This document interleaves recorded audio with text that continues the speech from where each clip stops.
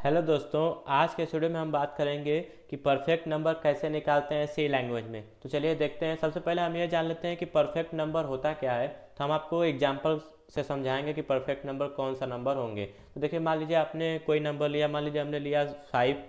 अब 5 को हम चेक करेंगे कि ये परफेक्ट नंबर है कि नहीं। तो देखिए, 5 परफेक्ट नंबर कब होगा?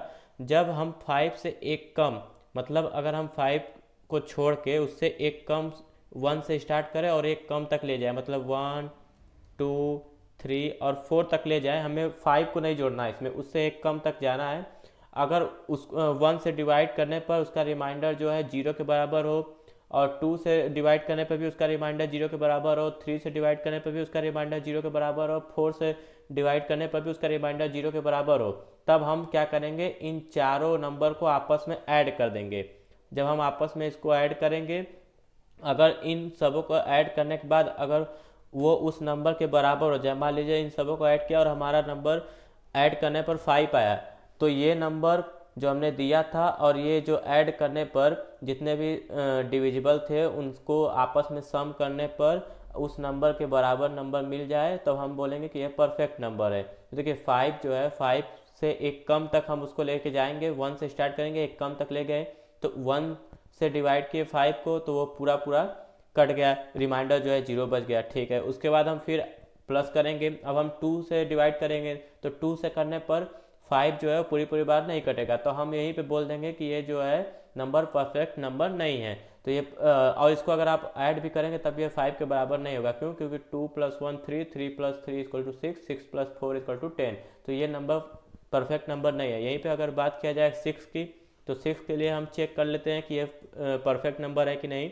तो हम 6 में क्या करेंगे, हम एक कम तक लेके जाएंगे, तो 1 से स्टार्ट करेंगे, उसके बाद 2 3 4 और 5 तक जाएंगे। हम 6 को नहीं टच करेंगे। क्यों? क्योंकि हमें 1 से 6 से जो है वो उसको कम ही, एक कम ही करना है हमको। तो अब हम 1 से चेक करेंगे, 6 को डिवाइड करेंगे, अगर रिमाइंडर 0 के बराबर होगा तो हम आगे के लिए चेक करेंगे। तो 1 से अगर हम चेक किए, 6 को डिवाइड किए, तो रिमाइंडर जो है 0 के बराबर हुआ, तो ठीक है। अब आगे हम बढ़ेंगे, फिर 2 से चेक करेंगे, 2 से करने पर भी हमारा रिमाइंडर जो है 0 के बराबर हो गया। फिर हम 3 से चेक करेंगे, 3 से करेंगे, फिर भी हमारा रिमाइंडर जो है 0 के बराबर हो जाएगा। तो 4 से हम चेक करेंगे, तो 4 से चेक करने पर हमारा क्या होगा कि पूरी पूरी बार में वो नहीं कटेगा, रिमाइंडर कुछ ना कुछ बचेगा, तो हम यहाँ से 4 को हटा देंगे। हम सिर्फ 1 2 3 तक चेक करेंगे। अब इन तीनों को क्या करेंगे, आपस में हम ऐड करेंगे। आपस में हम ऐड करेंगे, अगर इन तीनों का ऐड करने पर सेम नंबर हमें मिल जाता है, तो हम बोलेंगे कि 6 जो है परफेक्ट नंबर है। तो हम इसको जब ऐड किए, तो 3 + 2 = 5, 5 + 1 = 6, जो कि जो हमने हमने नंबर दिया था वही नंबर के बराबर ये नंबर आ गया है सम करने पर। तो हम यही बोलेंगे कि 6 जो है परफेक्ट नंबर है। तो हमें क्या चेक करना है कि हमें सबसे पहले जो भी नंबर दिया है उससे एक कम तक हमें लूप चलाना है। उसमें हम लूप चलाएंगे, उसके बाद हम हर बार आई को जो है इंक्रीमेंट करते जाएंगे, और जो भी आई की वैल्यू रहेगी उसको हम से उस नंबर को हम आई की वैल्यू से डिवाइड करेंगे। आई की वैल्यू से डिवाइड करने पर अगर उसका रिमाइंडर जो है 0 के बराबर होगा, तो हम हर बार क्या करेंगे कि आगे वाला नंबर जो भी आएगा उससे हम ऐड करते चले जाएंगे। अगर उस ऐड करने पर सम की वैल्यू जो होगी वो सेम नंबर के बराबर हो जाएगी, तब हम बोलेंगे कि यह नंबर जो है परफेक्ट नंबर। जैसे 6 है, इसको हमने 1 से चेक किया तो उसका रिमाइंडर जो है 0 के बराबर हुआ, तो फिर हमने आगे बढ़े, 2 से हमने चेक किया, 2 से भी उसका रिमाइंडर जो है 0 के बराबर हो गया, पूरी पूरी बार एक ही बार में कट गया, तो हम 1 + 2 कर देंगे। फिर हम आगे बढ़ेंगे, 3 से चेक करेंगे, 3 से हमने चेक किया तो वो एक ही बार में पूरी पूरी बार कट गया, तो हम बोलेंगे कि 3 से भी ये पूरी बार रिमाइंडर 0 दे रहा है, तो हम 1 + 2 + 3 करेंगे। फिर हम आगे बढ़ेंगे, 4 से करेंगे, तो 4 से 6 डिवाइड तो होगा, लेकिन एक ही बार में पूरा पूरा बार रिमाइंडर 0 नहीं देगा, उसमें कुछ ना कुछ रिमाइंडर बचेगा। तो हम 4 को नहीं लेंगे, बस जितना 3 तक लेंगे। 3 को फिर हम क्या करेंगे, 1 + 2 + 3 किए हैं, अगर उसको ऐड करने पर अगर इक्वल टू वही नंबर आ जाएगा जिस नंबर पे हम चेक कर रहे हैं, तो हम बोलेंगे कि यह नंबर जो है परफेक्ट नंबर है। तो आई होप यहाँ तक आपको समझ में आ गया। तो चलिए हम इसी कंडीशन को अपने प्रोग्राम में लगाते हैं और देखते हैं कि कैसे परफेक्ट नंबर का प्रोग्राम लिखा जाता है सी लैंग्वेज में। तो सबसे पहले हम हेडर फाइल इंक्लूड कर लेते हैं। तो #include stdio.h, उसके बाद एक और हेडर फाइल इंक्लूड करेंगे, तो #include conio.h।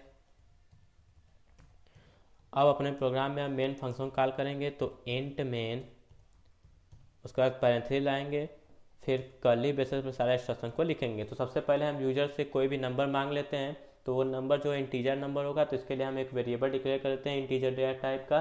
तो इंट वेरिएबल का नेम हमने यन दे दिया, उसके बाद इसको सेमी कॉलम से बंद कर देंगे। अब हम प्रिंटअप की मदद से यूजर से वो नंबर पूछेंगे।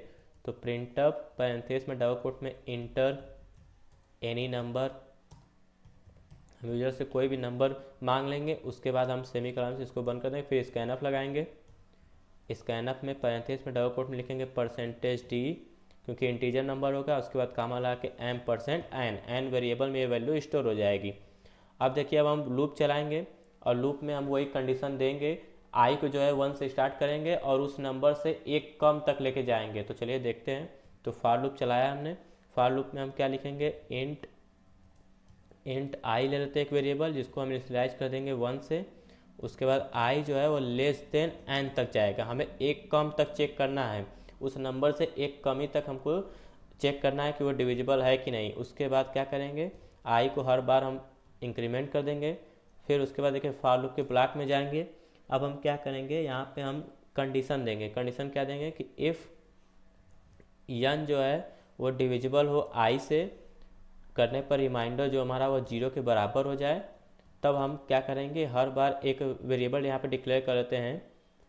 यहीं पे हम लिख लेते हैं सम, सम इक्वल टू हम दे देंगे सम प्लस आई, सम प्लस आई। तो हमने देखिए यहाँ पे रेड लाइन जल गई, क्योंकि हमने सम जो है वेरिएबल डिक्लेयर नहीं किया है। तो यहीं पे हम वेरिएबल यहाँ पे डिक्लेयर कर लेते हैं।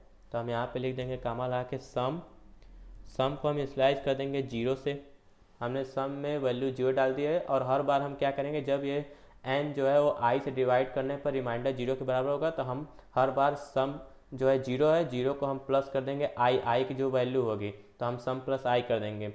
उसके बाद देखिए हम फॉर लूप से बाहर निकलेंगे।